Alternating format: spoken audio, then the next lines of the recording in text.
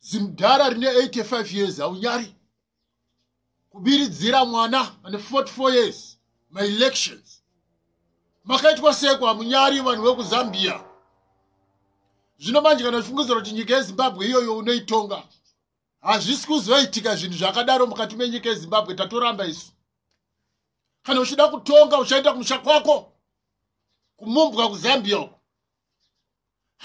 Ada kutengesa nyika kuvarungu. Shamisa ada kutengesa nyika kuvarungu. Akakuudza iwewe kuti Shamisa anotengesa nyika kuvarungu ndiani? Ndo zvamakatiza kumusha kwenyu kuZambia.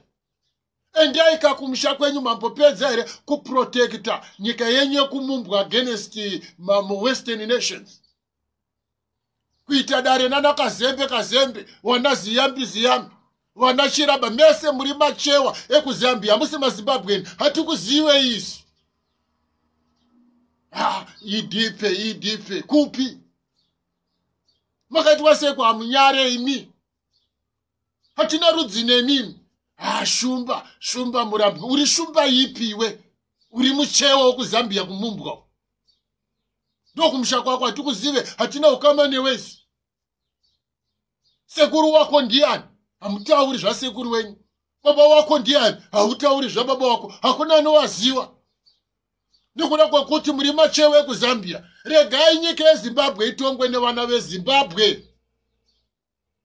Chii chinonzi chiraba kazembe ziyambi nokukokorodzana nemahuri anapirisira chigumba kuti urayira nyika kuda kubacheti newana wenyu. Hati ndo zvaita futi rimwe iri zimunyasa iri Robert Matibira chiti hanzi ndinonzi Mugabe.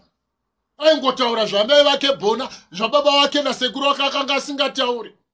Right now the whole government administration kuma CIO makazara Dimika Machewa nemanyasa. Kumilitary kuZimbabwe National Army ndizvozvo Dimika bedzini. Makapedza kuuraya vanhu vese vana Rex Nongo vana Mjuru vana Parents Shiri vana Bodegezi makauraya Dimika. Tati hatichadi. Ndiani mwana mudiki wamunotarisira kuti angavhotere mudhara akaita sewe? Uri guva pachako, uri mudzimu, uri bwiro, uri rinda. You are dead. Ukafanana nemunhu akafa ari kufamba. Ndotoitenga chete ndakawina. Unowina kupi? Anovhotera munhu zimchewa rokuzambia kundiani? Dzokera kumusha kwako hatichadi. Makaitwa sei kumusinganyaremi? Makaitwa sei machewa? Hauitonge nyika iyi.